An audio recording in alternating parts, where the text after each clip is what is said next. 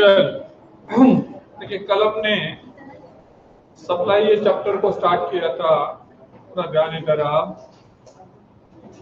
कल हमने सप्लाई ये चैप्टर को स्टार्ट किया था और कल तक अपना क्या क्या हो गया था। कल अपन ने सप्लाई का डेफिनेशन देखा था। पहले अपन ने टोटल आउटपुट बोले तो क्या देखा था। टोटल आउटपुट बोले तो हमने बोला था the goods of stock of last year plus goods produced in current year और परचेज्ड इन करंट ईयर, या the goods which is available with the seller for sale at any time is known as stock, ऐसा हमने बोला था।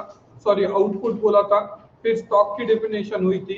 उसके बाद आप अगर देखेंगे तो सप्लाई की डेफिनेशन हुई थी। Supply means the amount of commodity which a seller or producer are able and willing to offer for sale at a particular price during a certain period of time। कल ये अपनी इसकी definition देखी थी अपन ने supply की। उस पर से हमने बोला था सप्लाई ये कभी भी कौन सा कंसेप्ट है जी। सप्लाई ये कभी भी रिलेटिव कंसेप्ट है, because supply is always expressed in terms of quantity, price and time. बोलकर सप्लाई कौन सा टर्म है जी, रिलेटिव टर्म है, ऐसा बोला था। स्टॉक के बारे में बोला था मैंने कि स्टॉक पेरिशेबल गुड्स में स्टॉक ये सप्लाई के बराबर होगा। और अगर आप देखेंगे तो जो नॉर्मल गुड्स है या जो ड्यूरेबल गुड्स है उसमें stock is always greater than supply, ऐसा हमने कल बोला था। उसके बाद कल individual demand individual supply schedule हो गया था और मार्केट सप्लाई शेड्यूल भी कल अपन ने देख लिए थे।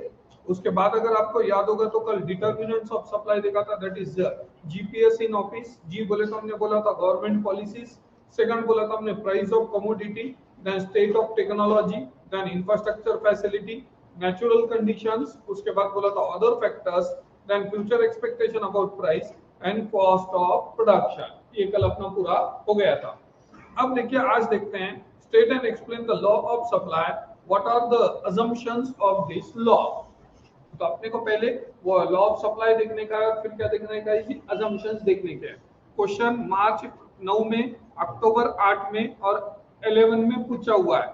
वैसा ये बी कैटेगरी का क्वेश्चन है, रेयरली पूछा गया है बड़े मार्क्स के लिए, तो इसको अपन बी कैटेगरी का क्वेश्चन करके रखते हैं।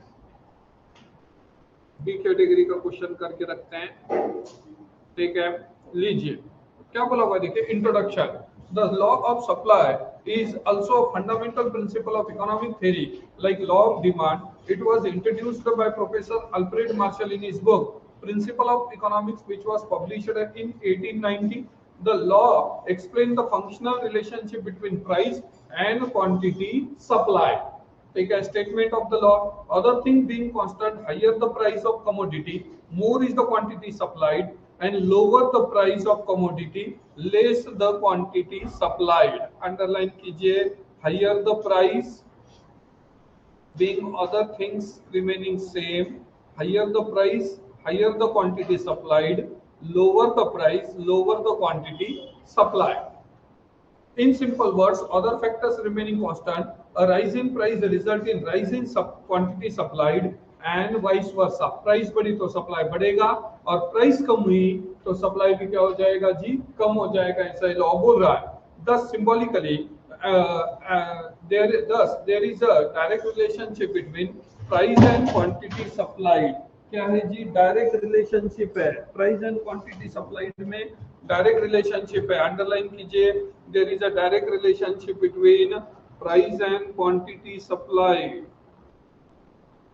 बोले तो क्या सर, बोले तो हम ऐसा बोल सकते हैं, प्राइस बढ़ी तो सप्लाई भी बढ़ रहा है और प्राइस कम हुई तो सप्लाई भी क्या हो रहा है जी, कम हो रहा है क्या। So there is a direct relationship between price and quantity supply. आगे क्या बोला, symbolically supply of X is the function of price of X. ठीक है, supply of X is the function of price of X. तो price में changes हुए तो उसके वजह से कई में चेंजेस हो रहे हैं जी, सप्लाई में चेंजेस हो रहे हैं, तो डेफिनेटली सप्लाई कई का फंक्शन है जी, प्राइस का फंक्शन है, ऐसा बोला गया है। आगे नीचे बोला हुआ है, देखिए अब आपके पास सप्लाई शेड्यूल निकाल कर दिया हुआ है। प्राइस ऑफ द कमोडिटी दिया है, देखो 10 रुपए है, 10 से 12 हो गए, फिर 14 हो गए, 16 हो गए, 18 हो गए। डिमांड बढ़कर 35 से 60 हो गई, 90 हो गई, 120 हो गई और कितनी हो गई जी 150 हो गई है। The above supply schedule shows that when price of oranges is rupees 10 per kg, supply is 35 kg. When the price increases to from 10 to 12 per kg, supply also increases from 35 kg to 60 kg and so on. Thus, it shows a direct relationship between price and supply. लीजिए यहाँ पर graph निकाल लेते हैं।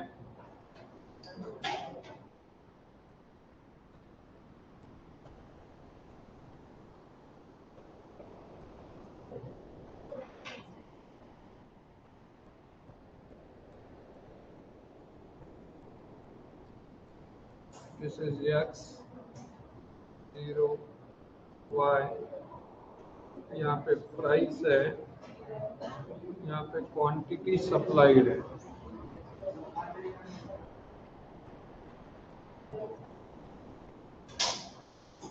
Okay, क्या क्या price लिए हैं, 2 रुपए से बढ़ाए।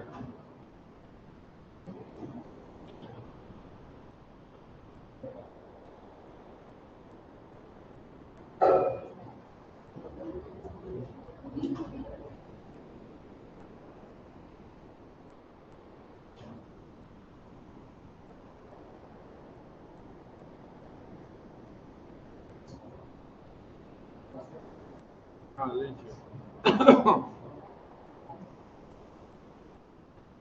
10, 12, 14, 16, 18,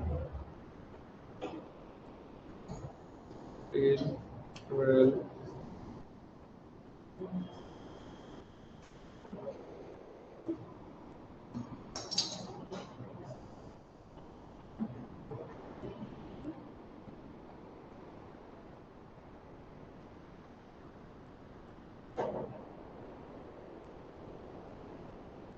10, 12, 14, 16, 18 तक ही है ना। चलिए क्वांटिटी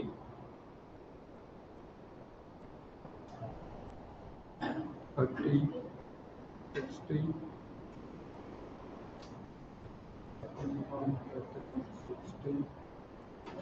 30, 60, 90,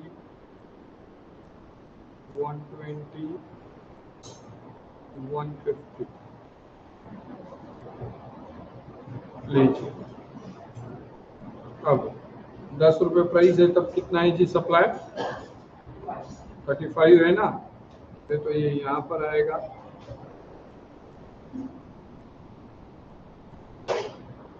उसके बाद 60 हुआ क्या, 12 पे 60 हो गया ना, 12 पे 60, यहाँ पे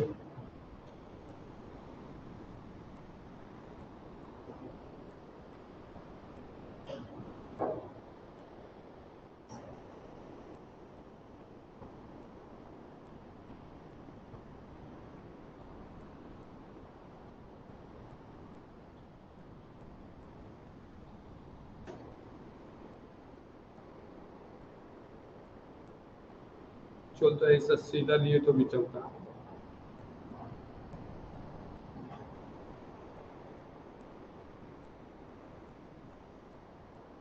दिस इज एसएस सप्लाई का, एसएस सप्लाई का।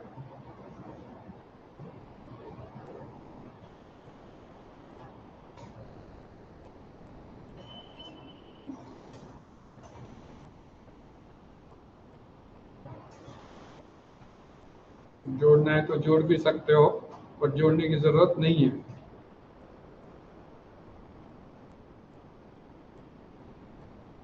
लीजिए ये कर्व कौन सा है, पॉजिटिव स्लोप है निगेटिव स्लोप है, पॉजिटिव स्लोप है, ऊपर जा रहा है तो पॉजिटिव स्लोप है, और नीचे आ रहा है तो क्या है जी negative slope. It slopes upward from left to right, और वहां क्या था left to right, negative slope बोलते डाउनवर्ड स्लोप था। हो गया क्या, क्लियर है।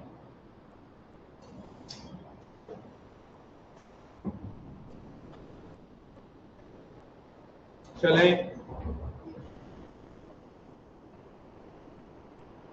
चले लीजिए।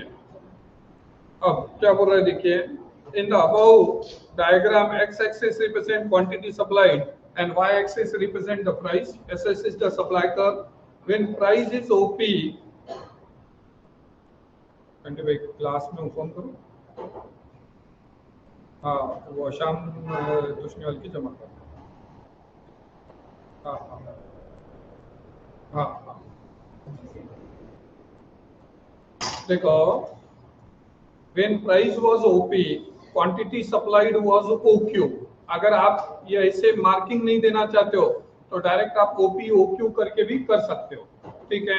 आगे क्या बोला हुआ है देखिए, supply curve SS slope upward from left to right, indicating that there is a direct relationship between price and quantity supplied. कैसे क्या देखिए, जैसे जैसे प्राइस बढ़ रही है वैसे वैसे सप्लाई बढ़ रहा है। क्या आया ना, 10 से 12 हुआ तो इधर सप्लाई कितना हुआ, 35 से 60 हुआ। 14 हुआ तो सप्लाई कितना हो गया जी, 90 हो गया। 16 हुआ तो सप्लाई कितना हो गया जी, 120 हुआ। और जब 18 रुपीज प्राइस है तो सप्लाई कितना हो गया जी, 150 हो गया। क्या रहा, ठीक है। सो आगे क्या बोला हुआ है देखिए आपके पास, indicating the direct relationship between price and quantity supply. अब एग्जाम में बोर्ड के बुक में क्या किया है उन्होंने, बोर्ड के बुक में पहले डेफिनेशन दी है, बराबर है ना, बोल तो क्या दिया, स्टेटमेंट ऑफ द लॉ दिया है, और उसके बाद अजम्पशन दिया है, उसके बाद ग्राफ और टेबल दिया है, टेबल और ग्राफ दिए। बट अपन पहले क्या करेंगे, पहले अपन डेफिनेशन लिखेंगे, ग्राफ निकालेंगे, सॉरी टेबल निकालेंगे, फिर ग्राफ निकालेंगे, और उसके नीचे फिर अपन क्या लिखेंगे जी, अजम्पशंस लिखेंगे। Now let us see the assumptions of the law, ठीक है।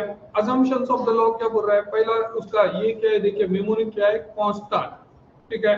पहला अजम्पशन है cost of production remains same. मैंने कल आपको बोला था, अगर कॉस्ट ऑफ प्रोडक्शन कम हो गया, ध्यान दीजिए, कॉस्ट ऑफ प्रोडक्शन अगर कम हो जाएगा तो उसका प्रॉफिट मार्जिन बढ़ेगा, है ना। बोले तो क्या सर नहीं समझ में आया, देखिए मैंने बोला कि ये रेंट है, उसके बाद वेजेस है, उसके बाद इंटरेस्ट है, और लास्ट में क्या बोला था जी मैंने आपको, प्रॉफिट है। से सपोज हमने बोला कि ये चारों भी 5-5 रुपए, एक एग्जांपल ले रहे हैं अपन, एग्जैक्ट ऐसा नहीं होता है बट अपन एक एग्जांपल ले रहे हैं फॉर अंडरस्टैंडिंग।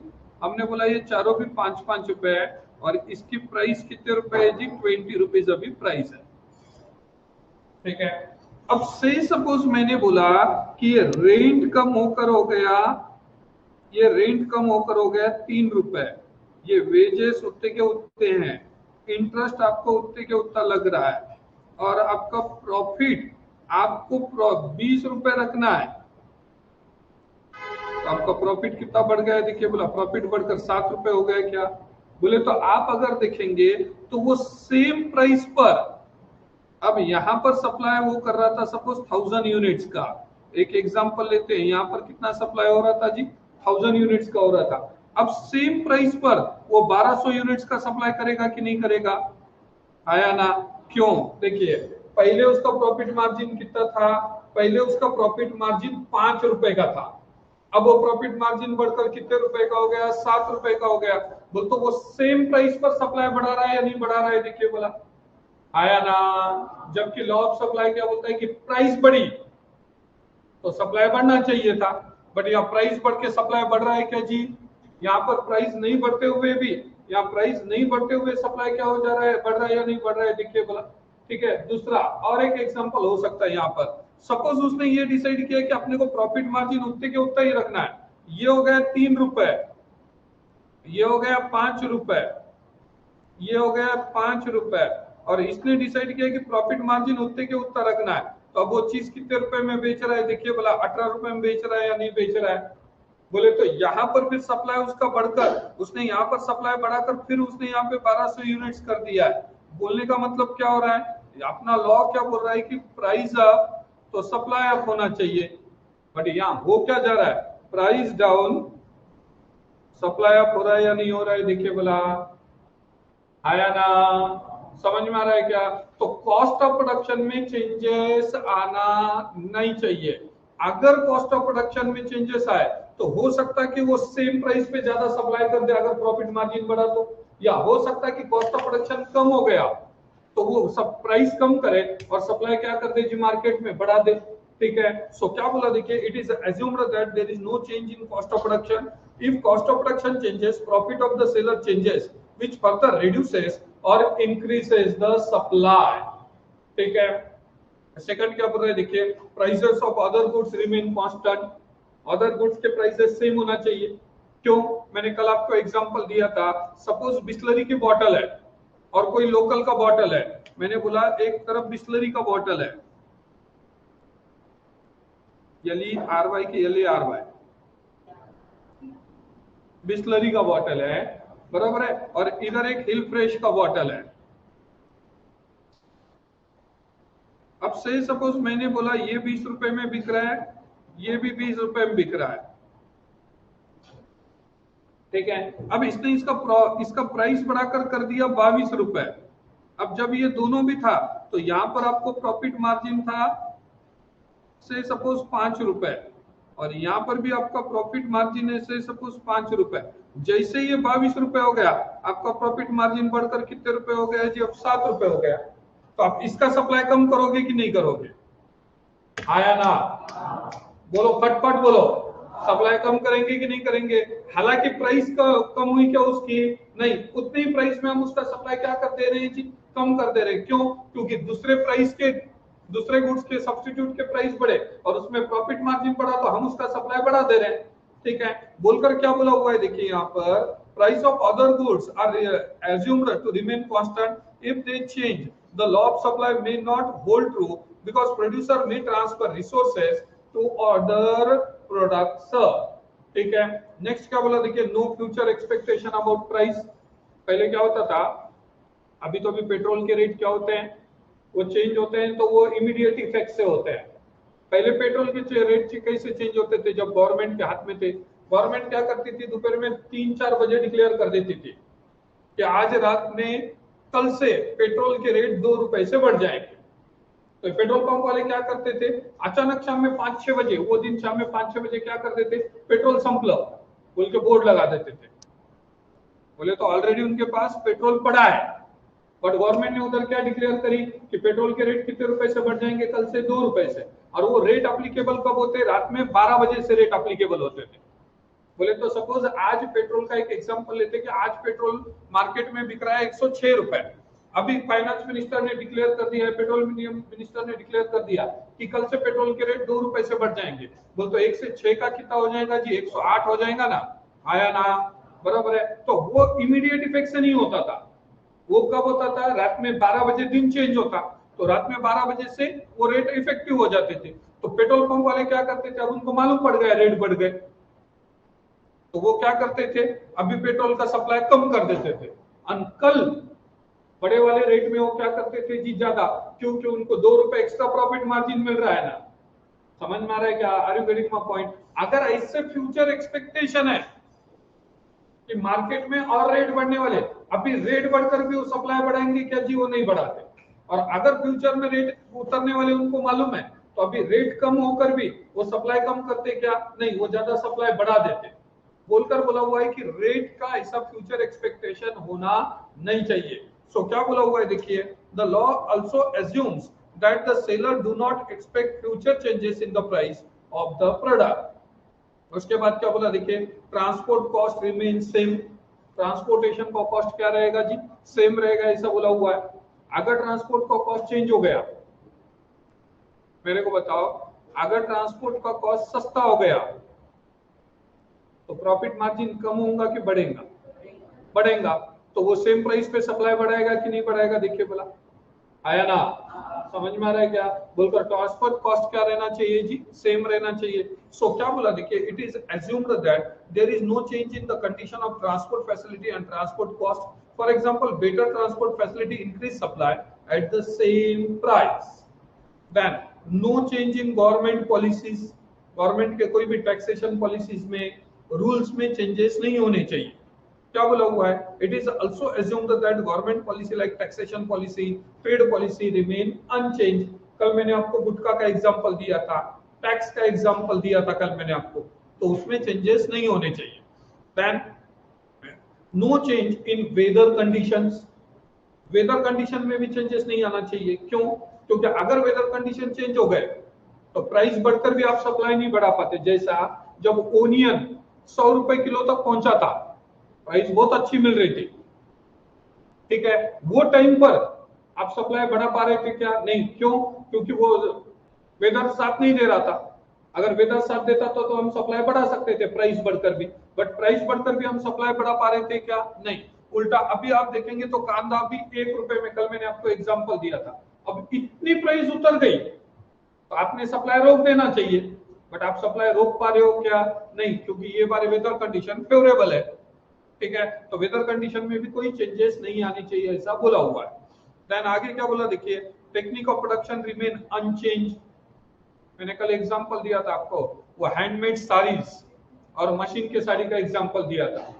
अगर हैंडमेड साड़ी है, ठीक है, तो उसका सप्लाई क्या होता है जी? उसका सप्लाई बोले तो वो पूरा का पूरा हाथ पे काम करने का है, ठीक है, तो उसका सप्लाई क्या होगा जी? लिमिटेड होगा, ठीक है। उसका सप्लाई आप उतना स्पीड से बढ़ा पाओगे क्या? नहीं बढ़ा पाओगे। बट वो अगर मशीन होंगे तो आप प्रोडक्शन बहुत बड़े पैमाने पे कर पाओगे, प्रोडक्शन बहुत बड़े पैमाने पे कर पाओगे तो वहां पे प्राइस भी कम हो जाएगी गुड्स की, और गुड्स की प्राइस कम हुई, प्राइस कम होकर क्या हो रहा है जी? सप्लाई बढ़ रहा है। जबकि रूल क्या बोलता है? प्राइस बढ़ी तो सप्लाई बढ़ना चाहिए।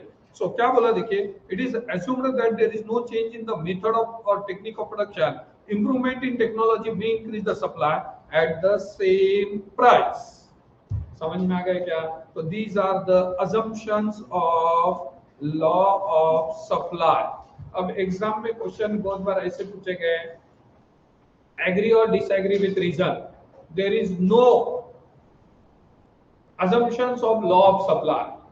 आपको लिखना पड़ता है, no I do not agree with above statement because following are the assumptions of law of supply. और ये assumption में से 5 assumption आपको लिखने पड़ेंगे। समझ में आ रहा है क्या? ठीक है। नो अब नीचे क्या बोला हुआ है देखिए, that is exceptions to law of supply. अब कहां लॉ ऑफ सप्लाई अपने को देखने को नहीं मिलेगा, इसके बारे में डिस्कशन करते हैं। पहला बोला हुआ है देखिए आपके पास लेबर सप्लाई। ऐसा बोला जाता है कि लेबर सप्लाई में, पूरा ध्यान इधर, लेबर सप्लाई में एक लेवल तक जैसे जैसे वेजेस बढ़े वैसे वैसे लेबर का सप्लाई बढ़ते जाता है, बट एक लेवल के बाद वेजेस अगर बढ़ गए तो फिर लेबर सप्लाई बढ़ने के जगह कम हो जाता है। बोले तो क्या सर? नीचे एक टेबल दिया है देखिए, थोड़ा टेबल पर ध्यान दीजिए। अब क्या हो गया देखिए, 100 रुपए क्या है जी? पर आवर का रेट है। एक बंदा कितना घंटा काम कर रहा है जी? 5 घंटे काम कर रहा है, और कितने रुपए अर्न कर रहा है जी? वो 500 रुपए अर्न कर रहा है। जैसे ये रेट 200 रुपए हो गए तो वो कितने घंटे काम कर रहा है जी? 7 आवर्स काम कर रहा है, और कितने अर्न कर रहा है जी? वो कितने अर्न कर रहा है जी? वो 1400 अर्न कर रहा है। बट जैसे ये 300 रुपए हो गया, अब सप्लाई बढ़ने के जगह, लेबर सप्लाई बढ़ने के जगह क्या हो गया है जी? कम हो गया है क्या? देखो 5 से 7 हुआ, 7 से 8 या नहीं हुआ है, 7 से क्या हो गया है जी? 6 पर आ गया, और इसकी अर्निंग देखो 1800 हो गई। अब ऐसा क्यों होता है? ध्यान दीजिए क्या हो जाता है, जैसे जैसे वेजेस के रेट बढ़ते जाते हैं तो आपके जो वांट्स है वो कंप्लीट होते जाते हैं। मैं क्या बोल रहा हूं, ध्यान दीजिए। जैसे जैसे मैंने बोला, कोई एक बंदा है, वो बंदा 5000 रुपए पे काम कर रहा है, आपने उसको बोले कि तुम 1 घंटा एक्स्ट्रा काम करो या 2 घंटे एक्स्ट्रा काम करो, you will get 1000 rupees extra. तो वो 2 घंटे काम करने को रेडी हो जाएगा, डेफिनेट होगा। या 1 घंटा काम करो, आपको हम क्या देंगे जी? 500 रुपए एक्स्ट्रा देंगे, तो वो काम करने के लिए रेडी हो गया। अब उसकी सैलरी बढ़ाकर हमने कर दी 10,000 रुपए, उसको बोले 2 घंटे एक्स्ट्रा काम करो तो आपको 2000 रुपए मिलेंगे। वो बोला ठीक है, वो 2 घंटे काम करने के लिए रेडी हो गया। तो 1 घंटे से 2 घंटे बोल, तो जैसे वेजेस बढ़े वैसे उसने क्या बढ़ाया जी? सप्लाई भी बढ़ाया। बट जब उसकी सैलरी 25 से 30,000 रुपए हो गई, अब उसकी सैलरी 30,000 रुपए हो गई और तुम उसको बोल रहे 2 घंटे एक्स्ट्रा काम करो, हम तुम्हारे को 2,000 रुपए देते, वो करेगा क्या? वो नहीं करेगा। ऐसा क्यों होता है? देखिए, जैसे जैसे इनकम बढ़ते जाता है, आदमी क्या करता है, एक लेवल तक उसको अपने पूरे वांट सेटिस्फाई हो गए, तो उसके बाद वो क्या करता, he want some time for his family. बराबर है ना? वो क्या करना चाहता है, जब अपने फैमिली को टाइम देना चाहता है। जब इनकम कम है तो फैमिली के लिए इनकम ज्यादा अर्न करना है, तो वो क्या कर रहा है, फैमिली को सेक्रीफाइस करके वो काम ज्यादा कर रहा है। बट जैसे जैसे उसका इनकम बढ़ते जाता है, तो वो ज्यादा टाइम किसको देना चाहता है, जो अपने फैमिली को देना चाहता है। ठीक है, तो वो एक्स्ट्रा आवर्स काम करने का इच्छुक रहेगा क्या? नहीं रहेगा। जब उसके पास 500 रुपए थे, अब ध्यान दीजिए, जब उसके पास 500 रुपए थे, तब वो ज्यादा काम करके कितना कमाना चाहता था जी? 1400 कमाना चाहता था। अब जब 300 रुपए रेट हो गए, अगर उसने यहाँ 8 घंटे काम किया होता, सपोज यहाँ 8 घंटे काम किया होता, तो यहाँ वो कितना कमाता जी? 8 2400 रुपए कमाता। बट वो ये देख रहा है कि यार अपने को तो ज्यादा से ज्यादा अपने को 1500 होना था, अपना 1500 भी मिले तो अपने वांट पूरे हो रहे। अपने को मिल कितने रहे हैं जी? अभी तो 1800 मिल रहे हैं। तो वो ज्यादा काम करने के लिए रेडी हो रहा है क्या? हो रहा है क्या? नहीं हो रहा है। बोले तो आप अगर देखेंगे तो ये कैसा हुआ, देखिए, अगर इसका मैं निकालू शेड्यूल,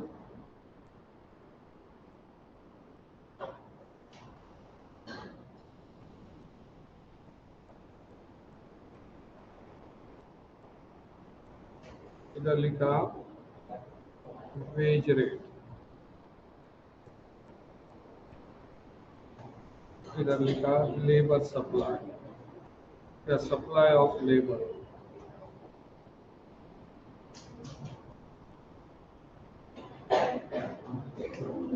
एक्स 0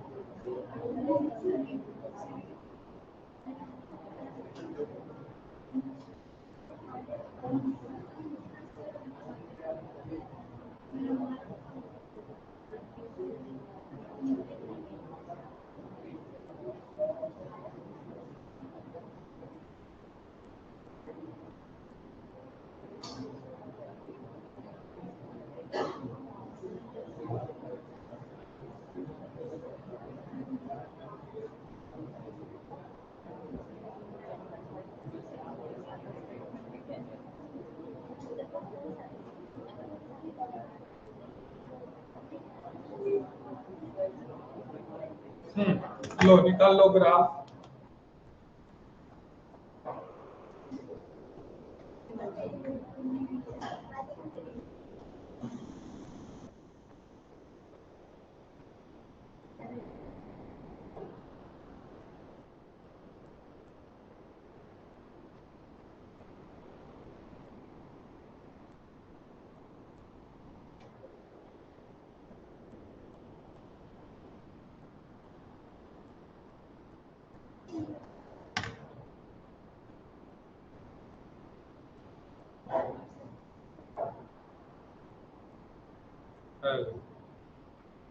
Whatever.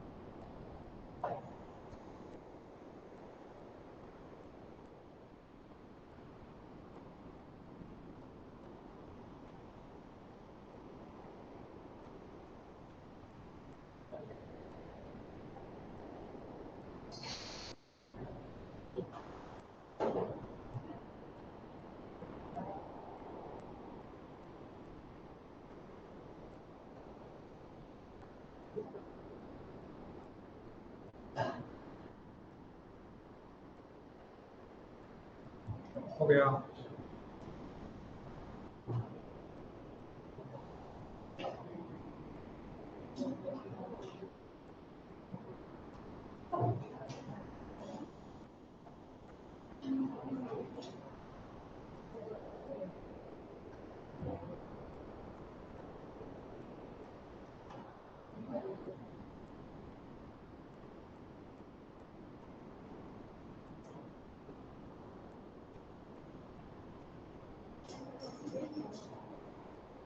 हो गया। देखिए और एक एग्जांपल देता हूँ, अगर वो समझ में नहीं आ रहा है तो और एक एग्जांपल। ये क्लियर है क्या, पहले ये बताइए, is it clear to you? बोलने का मतलब क्या है कि जैसे जैसे लेबर के वेज रेट बढ़ेंगे एक लेवल तक लेबर सप्लाई क्या होगा, बढ़ेगा, और उसके बाद लेबर सप्लाई क्या हो जाएगा जी, कम हो जाएगा। बोलकर आप अगर देखेंगे तो backward moving demand supply curve है क्या, देखिए एक लेवल तक वो सप्लाई कर्व बढ़ा है और उसके बाद वो फिर बैकवर्ड हो गया है क्या, देखिए बोला उसको बैकवर्ड बेंडिंग सप्लाई कर्व बोलते हैं। ठीक है, क्या बोला हुआ है देखिए अब आपके पास, labor supply is the total number of hours that workers to work at a given wage rate. It is represented graphically by supply curve. In case of labor, as the wage rate rises, the supply of labor hours of work would be increases, so supply curve slopes upward. Supply of labor hours of work fall with further rise in wage rate, and supply curve of labor bends backward. This is because the worker would prefer lesser to work after receiving higher amount of wages. Leisure to work का मतलब क्या होता है, अब वो काम करने की जगह क्या करना चाहता है, जो आराम करना चाहता है, मौज मस्ती करना चाहता है। ठीक है, एक लेवल तक उसको कमाना है, वो लेवल के बाद वो ज्यादा काम करने के लिए रेडी है क्या, भाई जैसे ही उसका वेज रेट बढ़ गया उसके बाद वो काम करने के लिए रेडी है क्या जी, नहीं है। आगे क्या बोला हुआ है देखिए आपके पास, thus after a certain point when wage rate rises the supply of labor tends to fall. It can be explained with the help of backward bending supply curve. The backward bending supply curve of labor can be explained with the help of following table and diagram. अब इसका है ना एक practical मजेशीर example देता हूं। देखिए क्या हो गया है, मैं गया था राजस्थान, हम वैसे हर साल राजस्थान जाते हैं, तो राजस्थान में वहां पर जाने के बाद यूजुअली हम क्या कर लेते, कोई कार वगैरह हायर कर लेते वहां घूमने के लिए। तो रामदेवरा बोलकर एक ठिकाना है, वहां पर वो गाड़ी का बंदा जो जो बंदे की गाड़ी थी वो खुद ड्राइवर था, वो बंदे गाड़ी का, तो गाड़ी साफ कर रहा था। सवेरे हम नाश्ता कर रहे थे, वो गाड़ी साफ कर रहा था, तो मेरा नाश्ता हो गया तो मैं उससे बात कर रहा था। वहां पर एक बहुत बड़ा बोर्ड लगा हुआ था, उस पर वहां के जो चीफ मिनिस्टर है अशोक सिंह गहलोत, उनका फोटो लगा था और उन्होंने लिखा था कि हम 2 रुपए किलो के हिसाब से चावल दे रहे हैं, 3 रुपए किलो के हिसाब से हम गेहूं दे रहे हैं, तो गरीबों को इतना गेहूं महीना, इतना गेहूं, इतना चावल हम क्या कर रहे हैं जी, राशन का बांट रहे हैं। तो मैं उनको बोला कि बहुत अच्छा काम कर रही है आपकी गवर्नमेंट, बराबर है ना, इतना अच्छा लोगों के लिए लोक उपयोगी काम कर रही है, लोगों के बेनिफिट के काम कर रही है। तो वो छुट्टी वो बहुत नाराज होकर बोला सर सब ये फालतू बना है। मैं बोला क्यों, तो बोले सर देखिए फुकट के चावल मिल जा रहे, 2 रुपए किलो से चावल मिल रहा, महीने का 10 किलो, गेहूं मिल जा रहा 15 किलो, बराबर है, वो तो बहुत कम बजट में वो सब मिल जा रहा है उनको। ऊपर से गवर्नमेंट 1,000 रुपए बेकारी भत्ता दे रही है, बोल तो अनएम्प्लॉयमेंट बोनस वो दे रही है। तो बोले अब उसको खाने को फ्री मिल गया, उसको ऊपर से बीड़ी पानी को बराबर है ना 1,000 रुपए गवर्नमेंट और वो दे रही, तो अब उसको काम करने की क्या जरूरत है? तो हमारे को गाड़ी साफ करने के लिए भी लेबर नहीं मिल रहा है, वो तो लेबर को फुकट में सब मिल रहा है, तो वो काम करेगा क्या? समझ में आ रहा है क्या व्हाट इट मीन? लेबर को क्या है, लेबर तक उसका वेज रेट, उसको लगता है कि यहाँ कमाना है, यहाँ कमाना है। बहुत कम ऐसे लोग रहते हैं जिनको कंटिन्यूअस राइज चाहिए, ठीक है ना। एक लेवल तक आ गए कि उनको बोलते बस हो गया, अब इसके ऊपर नहीं कमाने का, अब बाकी का टाइम किसको देने का है? हमारे को फैमिली को टाइम देने का है, हमारे को एंजॉयमेंट करने का है। और उसकी वजह से जिस हिसाब से वेज रेट बढ़ते हैं वो हिसाब से लेबर सप्लाई बढ़ता है क्या? नहीं बढ़ता है, ऐसा बोला हुआ है। That's why it is an exception to the law of supply, ठीक है। सेकंड क्या बोला हुआ है, देखिए अब एग्रीकल्चर गुड्स। अब एग्रीकल्चर गुड्स में तो ये पक्का एक्सेप्शन है, क्योंकि एग्रीकल्चर गुड्स का प्रोडक्शन पूरा कहीं पे डिपेंडिंग है? नेचर पे डिपेंडिंग है। अगर नेचर फेवरेबल है तो प्राइस बढ़कर भी आप सप्लाई बढ़ा पाओगे, बट अगर नेचर फेवरेबल नहीं है तो प्राइस बढ़ाकर भी आप सप्लाई बढ़ा पाओगे क्या जी? जैसा ओनियन के रेट बढ़े तो भी आप अचानक से सप्लाई नहीं बढ़ा पाते हो, क्यों? क्योंकि ओनियन को एक पर्टिकुलर टाइम लगता है वो हार्वेस्ट आने के लिए, ठीक है। तो एग्रीकल्चर प्रोडक्शन ये लॉ ऑफ सप्लाई को क्या है जी? एक्सेप्शन है, ऐसा बोला गया है। सो क्या बोला, देखिए the law of supply does not apply to agriculture goods as they are produced in a specific season and their production depend on weather conditions. Due to unfavorable changes in weather, if the agriculture production is low, their supply cannot be increased even at a higher price. कितनी भी price ज्यादा मिली तो भी हम उसका अचानक supply बढ़ा पाते क्या जी? नहीं बढ़ा पाते। क्यों? क्योंकि उसका उतना प्रोडक्शन होना एक पर्टिकुलर टाइम लगेगा, तभी उसका प्रोडक्शन होगा। देन आगे क्या बोला, देखिए नेक्स्ट बोला हुआ है अर्जेंट नीड्स ऑफ कैश और अर्जेंट नीड फॉर कैश। आपको अर्जेंट नीड है, अब क्या हो जाते हैं ये जो लोग सॉफ्टवेयर में होते हैं यूजुअली, ये लोग क्या करते हैं, सपोज उसको एक 5-6 साल के लिए फॉरेन चले जाना है, अब उसके यहाँ पे कोई नहीं रहने वाला है फ्लैट पे, तो वो क्या करते हैं फ्लैट में का टीवी, फ्रिज, वॉशिंग मशीन ये सब बेच के निकल जाते हैं, क्योंकि 5 साल के बाद जब वो आएंगे ये सब आउटडेटेड हुए वाला रहेगा, होगा या नहीं होगा, और खराब हो जाता, बहुत सारी चीजें खराब हो जाती। तो व्हाट दे डू, वो क्या कर देते, वॉशिंग मशीन, फ्रिज वगैरह, वो क्या करते हैं, सपोज उसने नया का नया लिया है तो उसको क्या होना चाहिए था, रेट बढ़ के सप्लाई बढ़ना चाहिए था, बट वो क्या करते हैं जी, जो भाव आया वो भाव में वो चीजें बेच देते। बहुत बार आप अगर देखेंगे तो जब दिवाली दशहरा रहता उसके पहले देखो आप, दिवाली दशहरे के पहले बरसात के सीजन में डिस्काउंट ऑफर्स आते हैं या नहीं आते, देखिए देखना ये साल डिस्काउंट ऑफर आते। क्यों डिस्काउंट ऑफर लाते वो टाइम पर, क्योंकि आगे दिवाली दशहरे को उनको दुकान में नया स्टॉक भरना है, तो दो अड़चन है, पहला पुराना स्टॉक क्लियर करना पड़ेगा और वो पुराने स्टॉक में पैसे भी अटके तो आगे पैसे भी लगने वाले, तो वो क्या करते हैं, जो रेट आया 50% आया तो 50%, बट उसमें क्या कर देते, जो वो बेच देते कि नहीं बेच देते, वो तो प्राइस बढ़ी तो सप्लाई बढ़ना चाहिए था, बट वहां प्राइस कम करके वो सप्लाई बढ़ा रहे हैं या नहीं बढ़ा रहे हैं, देखिए बोला are you getting my point. So बोलकर क्या बोला, देखिए if the seller is in urgent need for hard cash he may sell his product at price which may even at price करो at price which may even below the market price, product at price at the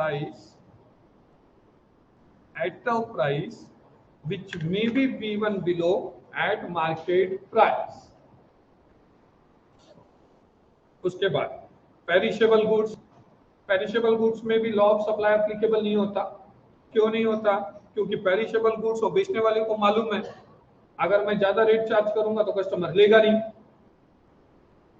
आया ना, बराबर है। सब्जी वाले, ठीक है, उसके बाद एग वाले, नॉनवेज वाले, ये लोग क्या करते हैं कि प्राइस कम करके सप्लाई करते हैं। क्यों? क्योंकि उनको मालूम है अगर 2 दिन वो चीजें नहीं बिकी तो वो क्या हो जाएंगे जी, खराब हो जाएंगे, ये सोचते हैं या नहीं, तो वो प्राइस डाउन करके क्या बढ़ा देते हैं जी, सप्लाई बढ़ाते हैं। सो क्या बोला हुआ है, देखिए आपके पास in case of perishable goods the supplier would prefer offer to sell more quantities at lower prices to avoid losses, for example vegetable, eggs, etc। है ना। आप अगर उसको 1 पाव किलो का रेट पूछेंगे तो 20 रुपए पाव बोलता, 20 रुपए पाव को तो 80 रुपए किलो होता। आपने किलो के रेट पूछे तो 60 रुपए बोलता, बोलता 20 रुपए वहां कम दे रहा है, क्योंकि उसको मालूम है 1 किलो एक झटके में आकर गया, ठीक है। तो वो प्राइस कम करके सप्लाई बढ़ा रहा है या नहीं बढ़ा रहा है, देखिए बोला, ठीक है। और लास्ट में बोला हुआ है देखिए रेयर गुड्स। अब रेयर गुड्स क्या होते हैं, एंटीक गुड्स होते हैं। जैसा वो टीपू सुल्तान की तलवार थी। आप कभी अगर पोरबंदर जाओ, गुजरात में पोरबंदर नाम का एक ठिकाना है, गांधी जी का घर वगैरह है वहाँ, ठीक है। वहां गांधी जी का चश्मा जो गांधी जी डालते थे, बराबर है ना। उसके बाद गांधी जी के वो खड़ाऊ, खड़ाऊ बोलते हो चप्पल के जैसा रहता, ठीक है। वो गांधी जी का वो जो खाना खाते थे, वो प्लेट वेट सब रखे हुए। अब आप कितने भी पैसे दिए तो वो उसका दूसरा आर्टिकल बना सकते क्या जी आप, दीज आर रेयर गुड्स। तो उसकी कितनी भी प्राइस बढ़ी तो उसका सप्लाई बढ़ा पाओगे क्या, नहीं। तो these are the exceptions to the law of supply. क्या बोला देखिए, the supply of rare goods can not be increased और decreased according to its demand, even if the price rises supply remain unchanged. For example rare paintings, old coins, antique goods etc, है ना। वो Mona Lisa का photo है, किसने निकाला था, da Vinci ने निकाला था ना, ठीक है ना। अब वो फोटो की खासियत क्या है, वो फोटो की खासियत क्या है, मोनालिसा के फोटो की खासियत क्या है, वो सबसे सुंदर है वो छोड़ दो, वो तो है बोल के तो निकालिए। और वो फोटो की सबसे बड़ी खासियत है, आप उसके आंखों की तरफ देखते रहो और आप घूमो कोई भी एंगल में, आपके पास देख रही है महसूस होता हो, और उसकी सबसे बड़ी खासियत है। मोनालिसा की फोटो की खासियत क्या है, आप है ना सपोज सामने खड़े हो तो आपको लगता है मेरे तरफ देख रही है, आप वो एंगल में जाओ देखो फोटो की तरफ, आपको लगता है मेरे ऐसा देख रही, इधर देख रही मेरे तरफ। वो मोनालिसा के फोटो की खासियत है ना। मोनालिसा की फोटो सबको मालूम है, उसकी खासियत बहुत कम लोगों को मालूम है। समझ में आ रहा है क्या। तो अब वो मोनालिसा की एक ही फोटो बनी थी, अब कितनी भी प्राइस बढ़ी तो उसका सप्लाई बढ़ा सकते क्या, नहीं। समझ में आ रहा है क्या। तो वो भी क्या है जी, exception to the law of supply है। तो these are the assumptions and exceptions to the law of supply। Exam में ये पूछा जाता है, इसमें इसको ए बोलकर लिख कर रखो, इतने कुछ ए बोलकर लिख कर रखो।